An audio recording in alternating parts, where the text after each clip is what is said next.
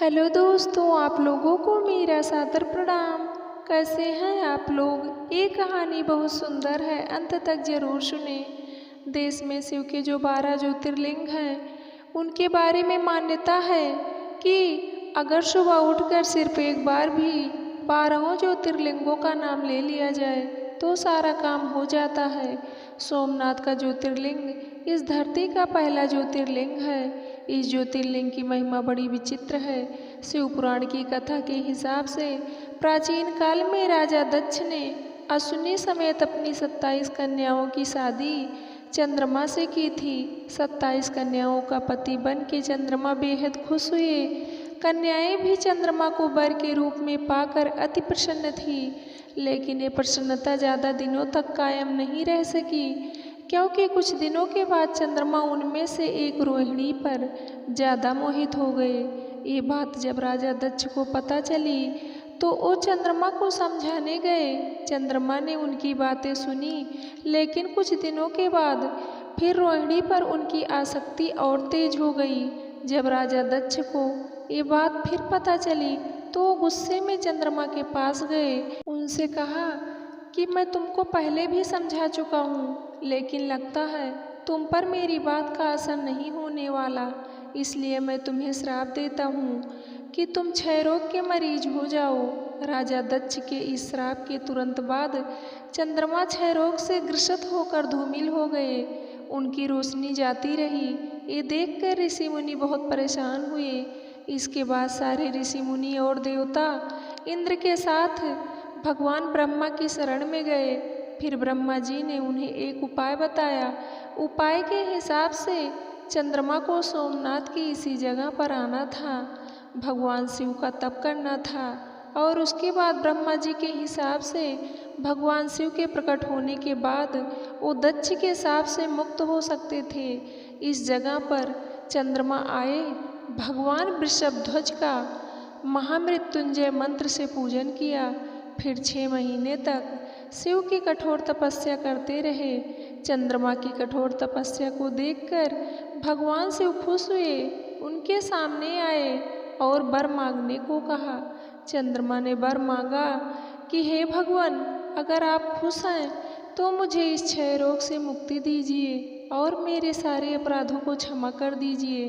भगवान शिव ने कहा कि तुम्हें जिसने श्राप दिया है वो भी कोई साधारण व्यक्ति नहीं है, लेकिन मैं तुम्हारे लिए कुछ करूँगा ज़रूर। इसके बाद भगवान शिव ने चंद्रमा के साथ जो किया उसे देखकर चंद्रमा ना ज़्यादा खुश हो सके और ना ही उदास रह सके। लेकिन शिव ने ऐसा किया क्या? चंद्रमा की तपस्या से भगवान शिव प्रसन्न थे, उन्हें वर देना चाहते थे, लेकिन संकट देखिए, जिन्होंने चंद्रमा को श्राप दिया है वो भी कोई साधारण हस्ती नहीं थे। असमंजस था, ऐसा असमंजस जिसमें भगवान शिव भी पड़ गए थे। खैर, शिव एक रास्ता निकालते हैं। चंद्रमा से कहते हैं कि मैं तुम्हारे लिए ये कर सकता हूँ। एक माह में जो 2 पक्ष होते हैं उसमें से एक पक्ष में तुम निखरते जाओगे, लेकिन दूसरे पक्ष में तुम क्षीण भी होगे। ये पौराणिक राज है चंद्रमा के शुक्ल और कृष्ण पक्ष का, जिसमें एक पक्ष में वो बढ़ते हैं और दूसरे में वो घटते जाते हैं। भगवान शिव के इस वर से भी चंद्रमा काफ़ी खुश हो गए। उन्होंने भगवान शिव का आभार प्रकट किया, उनकी स्तुति की। यहाँ पर एक बड़ा अच्छा रहस्य है। अगर आप साकार और निराकार शिव का रहस्य जानते हैं तो आप इसे समझ जाएंगे, क्योंकि चंद्रमा की स्तुति के बाद इसी जगह पर भगवान शिव निराकार से साकार हो गए थे, और साकार होते ही देवताओं ने उन्हें यहाँ सोमेश्वर भगवान के रूप में मान लिया। यहाँ से भगवान शिव तीनों लोकों में सोमनाथ के नाम से विख्यात हुए। जब शिव सोमनाथ के रूप में यहाँ स्थापित हो गए तो देवताओं ने उनकी तो पूजा की ही, चंद्रमा को भी नमस्कार किया, क्योंकि चंद्रमा की वजह से ही शिव का ये स्वरूप इस जगह पर मौजूद है। समय गुजरा, इस जगह की पवित्रता बढ़ती गई। शिव पुराण में कथा है कि जब शिव सोमनाथ के रूप में यहाँ निवास करने लगे तो देवताओं ने यहाँ एक कुंड की स्थापना की। उस कुंड का नाम रखा गया सोमनाथ कुंड। कहते हैं कि कुंड में भगवान शिव और ब्रह्मा का साक्षात निवास है, इसलिए जो भी उस कुंड में स्नान करता है उसके सारे पाप धुल जाते हैं, उसे हर तरह के रोगों से निजात मिल जाता है। शिव पुराण में लिखा है कि असाध्य से असाध्य रोग भी कुंड में स्नान करने के बाद खत्म हो जाता है, लेकिन एक विधि है जिसको मानना पड़ता है। अगर कोई व्यक्ति क्षय रोग से ग्रसित है तो उसे उस कुंड में लगातार 6 माह तक स्नान करना होगा। ये महिमा है सोमनाथ की। शिव पुराण में ये भी लिखा है कि अगर किसी वजह से आप सोमनाथ के दर्शन नहीं कर पाते हैं तो सोमनाथ की उत्पत्ति की कथा सुनकर भी आप वही पौराणिक लाभ उठा सकते हैं। इस तीर्थ पर और भी तमाम मुरादें हैं जिन्हें पूरा किया जा सकता है, क्योंकि ये तीर्थ 12 ज्योतिर्लिंगों में से सबसे महत्वपूर्ण है। धरती का सबसे पहला ज्योतिर्लिंग सौराष्ट्र में काठियावाड़ नाम की जगह पर स्थित है।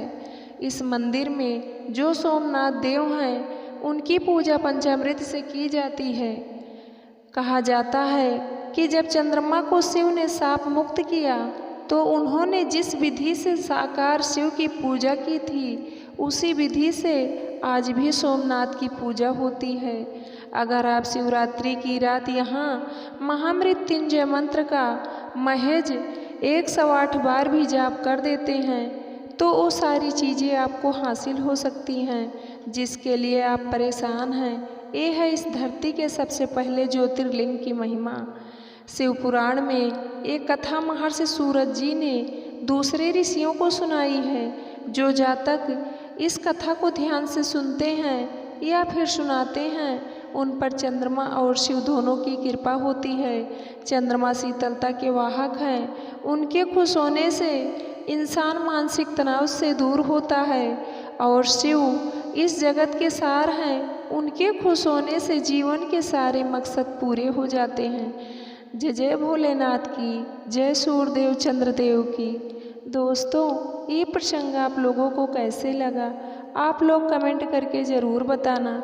चैनल को सब्सक्राइब करना, वीडियो को लाइक करना, शेयर करना। वीडियो को अंत तक देखने के लिए आप लोगों का तहे दिल से धन्यवाद।